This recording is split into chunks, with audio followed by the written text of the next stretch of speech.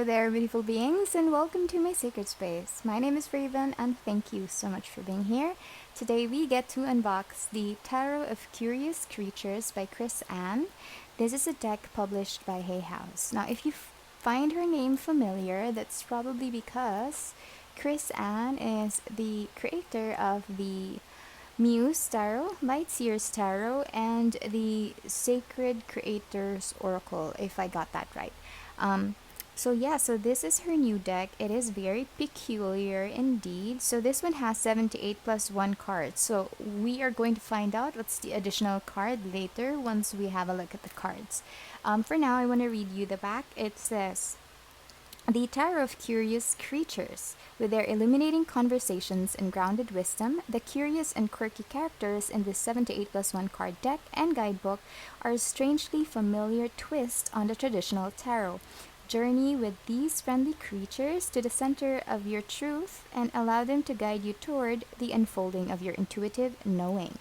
Interesting. Okay, so let's remove the shrink wrap very quickly. There you go. It has matte packaging. Well, of course, definitely similar to the Lightseers and the Muse Tarot. I can show them to you later if you're interested. Well, you know what? I'll do it now. Okay, so this is the Muse Tarot. Yes, they do look similar, but somehow I feel like the Muse Tarot could be thicker a little bit. Maybe she used a different cardstock. Oh, and the Lightseers is actually thicker than the Muse Tarot. So let's compare these two. Oh, okay. Yeah, you can see the significant thickness of the Lightseers Tarot, or the difference. I guess I should come up with a video comparing the three decks. I guess, that could be interesting. Yeah. Well, going back to this deck, I forgot to show you the interior. Oh, there's something written there. And she promised to always be curious, for its delightful wonder fueled her soul. Lovely. And then you have the different suits there. Let's open. Oh, okay. Well, there you go. That's Chris Ann. It's the same wording as with the back of the box, and it's a pretty good guidebook. I wonder why this is. Oh, wow. Does it?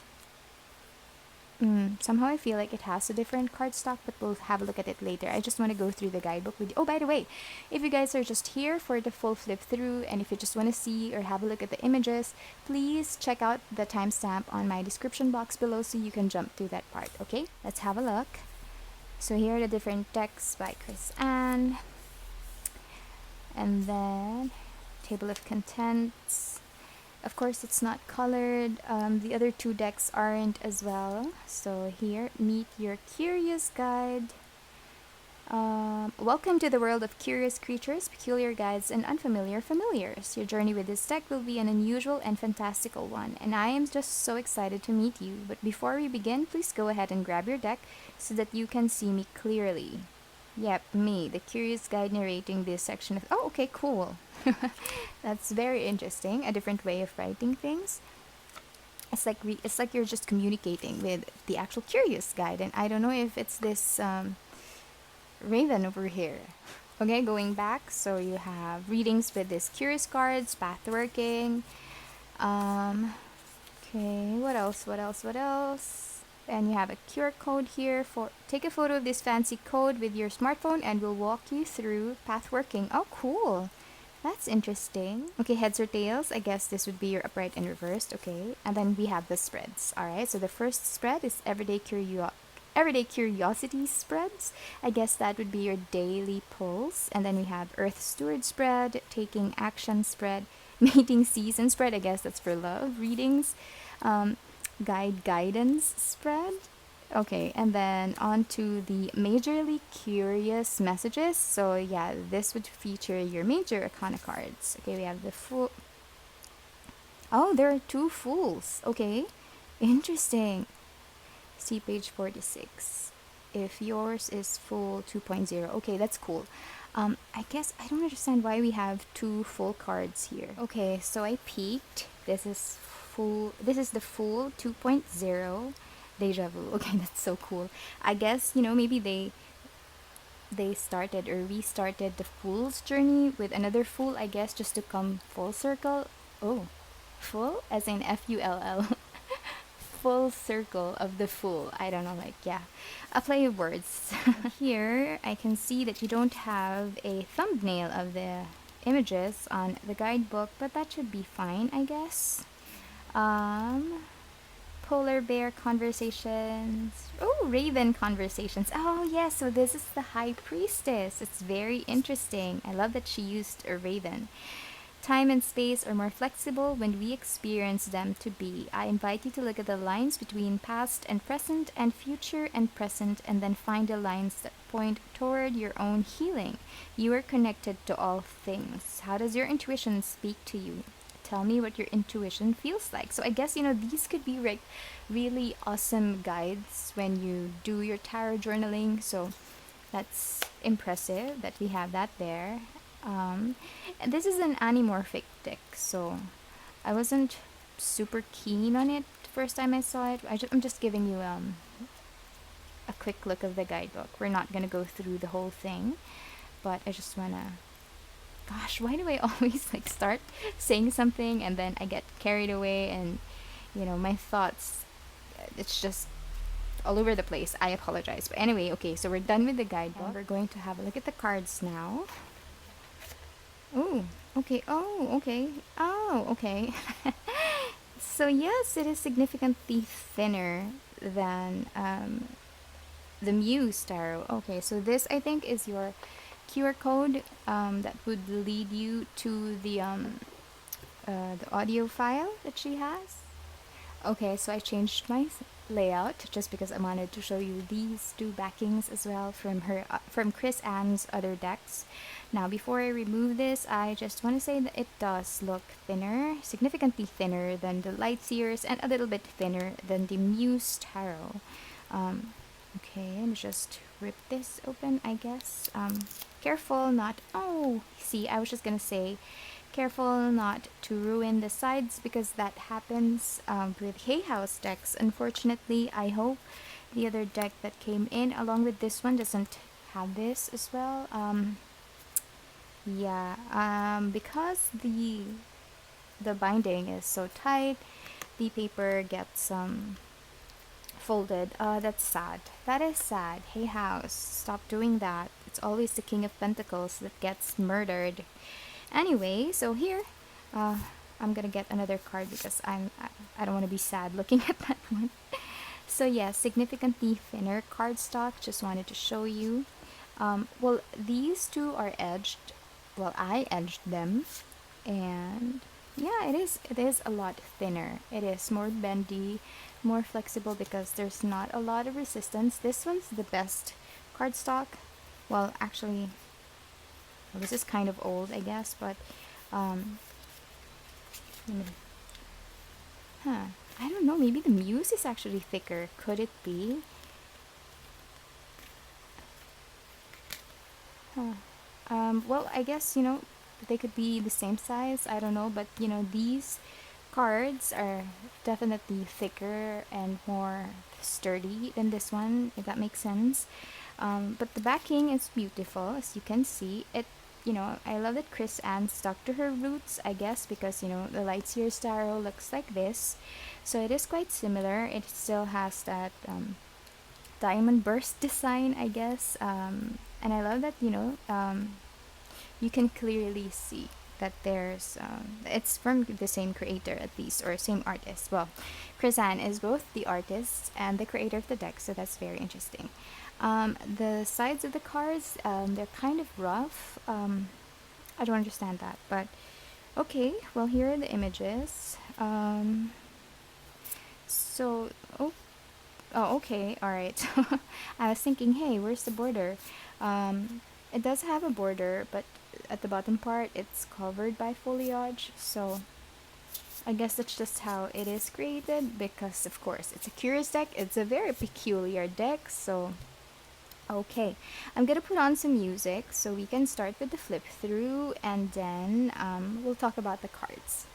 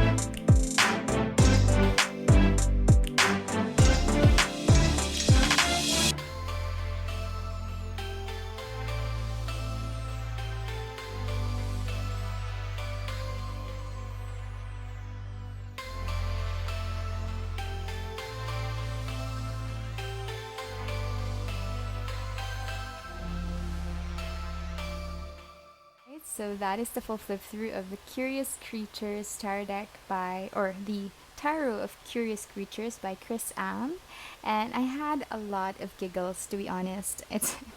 It's a funny deck. I love how she used certain animals to represent the meanings of the cards. If there's one thing that I'm kind of like unhappy about with this deck, I guess, apart from this, um, I'm not sure if they had a problem with the. No, I guess not. Well, I don't know. I'm not sure if they had a problem with the cutting of the deck, just because the borders are so disproportionate, I guess. Like, if you can, this is very clearly seen here. This side, the left side of the border is so thin, whereas the right side is so thick. I'm not sure because I can see some images on the sides. And well, if I don't know, if you're a little bit OC, then I guess it will probably bother you. I'm not, so I guess it's fine. But it just catches my attention. Do you know what I mean? Um, like, I don't know, but some of them do have like other elements that are outside that seem to look okay, regardless of the borders.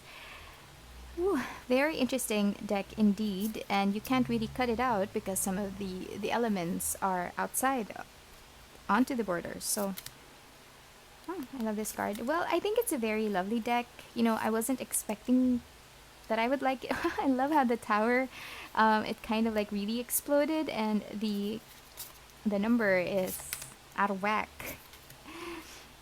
Lovely star card. So this is an animorphic deck, which means you have both animal and human features like meshed together to form a certain character. Um, I'm not mad at it. I wasn't expecting myself to like it, but I find it really cute. I think this is my first ever animal deck, and I like it.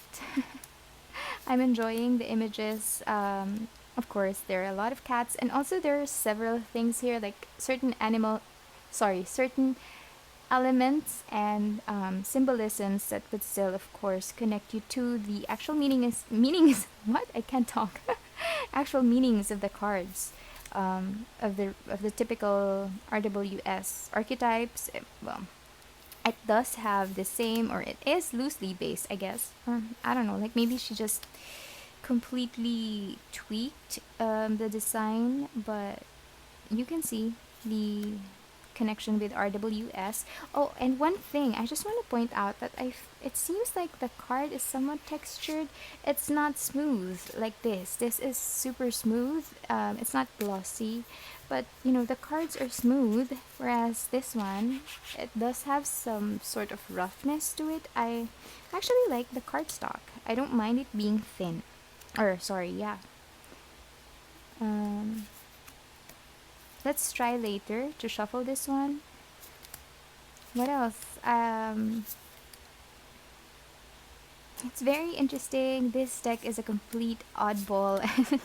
I am an oddball, so I can relate to it. Um, I'm afraid of lizards, but I'm not really freaked out by the geckos over there. I think it's cute. I like this one because, you know, they say elephants can't forget, or elephants don't forget, or something like that.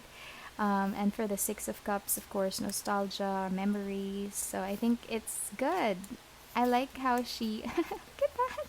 Such a cute animal. What is that? Is that a weasel? I love the colors as well.